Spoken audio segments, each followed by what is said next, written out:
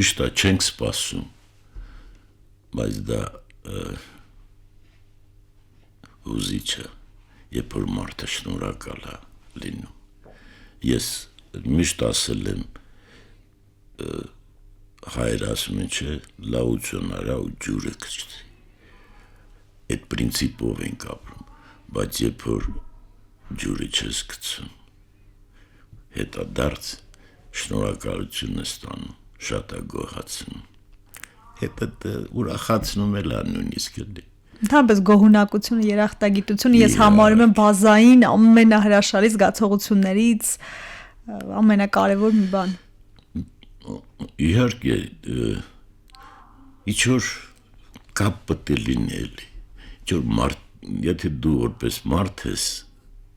վերաբերվել իրան, ինքն էլ պետք է որպես մարդ շնորհակալ լինի։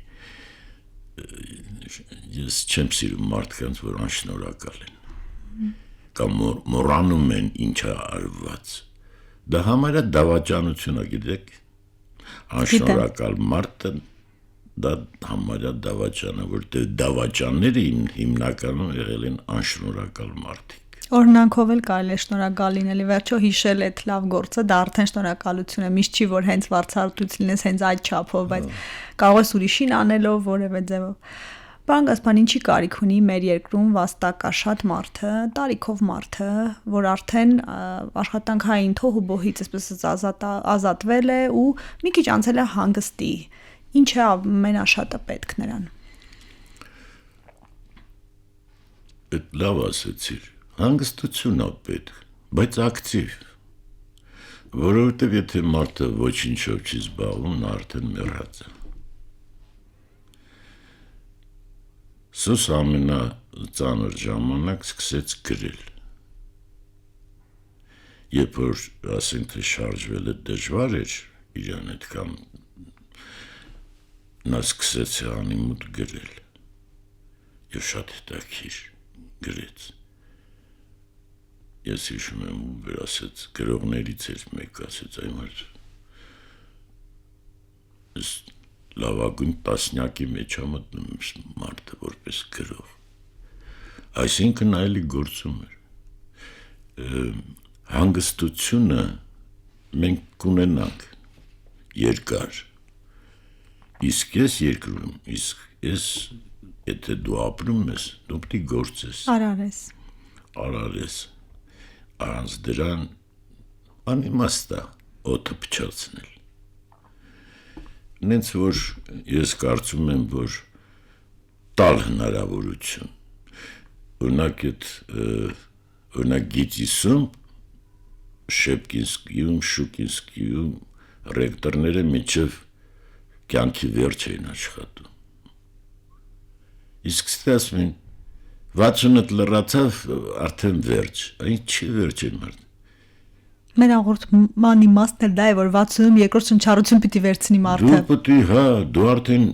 արդեն պլանավորել ես, արդեն ինչ-որ բաներ փոխել ես, ասեն, արդեն գիտես ինչպես պիտի փոխեն, բերում են նոր մարդ, որը սկսում է նորից քանդել, կանցնե սարքել։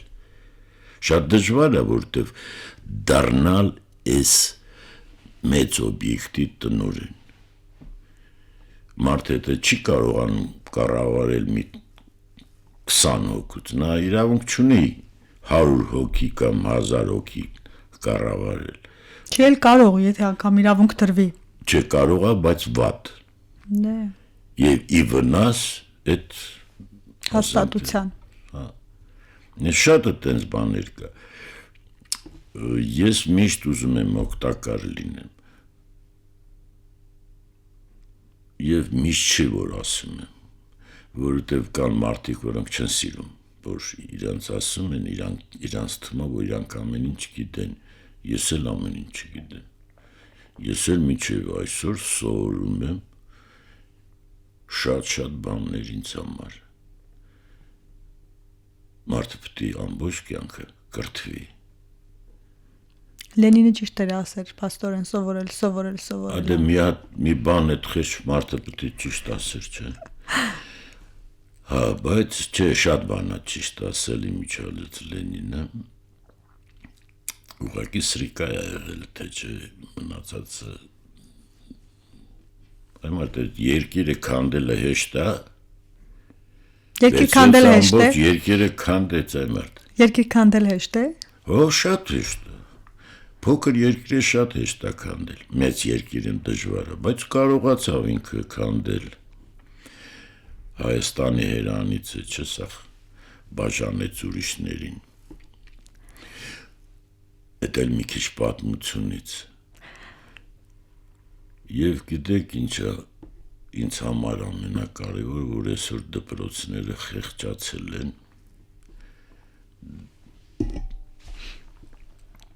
Այդ ոնց են, ես հիշում եմ, մենք մի 25 հոգի էինք դպրոցում։ Ես չեմ հիշում, որ մենք անգործել էինք։ Ես չեմ հիշում, որ ամբողջ դպրոցից կարող է մի 5 հոգի է, որ չէին ուզում սովորել։ Իրանց հանում էին, բայց մնացածին ստիպում էին։ Ես ասում եմ, հա, կրթությունը պետք է ստիպեք։ Եթե մարդը կրթված ում է պետք, երկրին առաջի արդին պետք չի։ Այդ պատճառով է, որ կարող է այդ այսպես ասած մեծ ցիվիլիզացիաները կործանվել են տգիտության պատճառով։ Ամենամեծ չարիքն է տգիտությունը իսկապես։ Դրա համար ամենամեծ նշանակությունը ունի մեր երիտասարդությանը ճիշտ կրթել եւ ճիշտ ուղի ցույց տալ։ Դուք իմ հարցերը կանխատեսելով պատասխանում եք հարցը չհնչած։ Ուզում եմ ասել երիտասարդներին ինչ ունեք ասելու որպես եզրափակում էր այսօրվա զրույցի, որ ճանապարհով գնան, կրթության կարևորությունը անհերքելի է, բացի ամենակարևորը ինքնակրթությամբ զբաղվել, որովհետև ոչ մի բուհ, ոչ մի դպրոց այդ չի տա, ինչպես երբ որ դու ցանկություն ունես կրթվելու,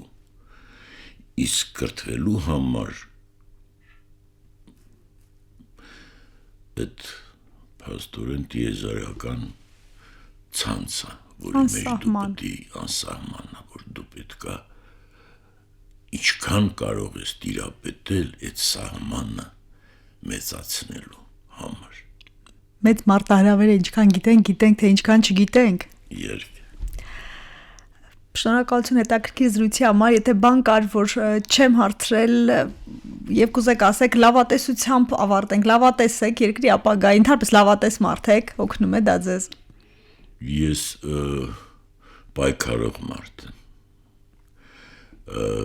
Իսկ եթե ես լավատես չլինեի, ես չէի պայքարի։ Ես տեսնում եմ, որ լավ ապագա գոյություն ունի եւ կարող է լինի եւ կլինի։ Ուրեմն պետք է պայքարել։ Եվ երիտասարդներին առաջ եթե գնում ես պայքարի, հասկացի քո նպատակը։ Առանց այդ նպատակի պայքարել հնարավոր չի։ 10 անգամ ասում չափի նոր կտրի։ Ես են դեպքն